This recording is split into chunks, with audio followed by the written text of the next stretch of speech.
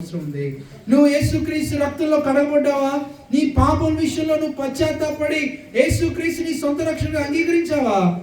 నీవు ఈ లోకంలో నీ కన్ను మూయగానే ఆ నిత్య రాజ్యము, నిత్య సుఖము కలిగిన ఆ రాజ్యానికి వెంటనే కళ్ళు తెరిచినట్టు నువ్వు యేసుక్రీస్తులో మన కొరకు ప్రాణాన్ని అర్పిస్తున్నప్పుడు ఒక దొంగ ఆయన పక్కన సిలువేయబడుతున్నాడు. ఆయనతో పాటు అడిగాడు, ప్రభువా నువ్వు నీ రాజ్యంకి వచ్చినప్పుడు నన్ను జ్ఞాపకం చేసుకుంటావా అంటే, నేడే నువ్వు నాతో కూడా.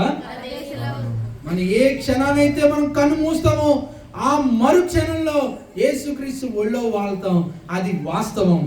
కానీ సాతాను ఏం చేశాడు తెలుసా? నీకు అనేక సినిమాలు చూపించి ఇది నిజం కాదు, ఇది కూడా ఒక సినిమా స్టోరీ అనుకుంటున్నావు.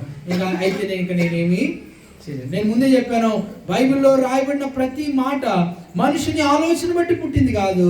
ఇది ఎక్కడి నుంచి కలిగింది? సాక్షాత్తు దేవుడే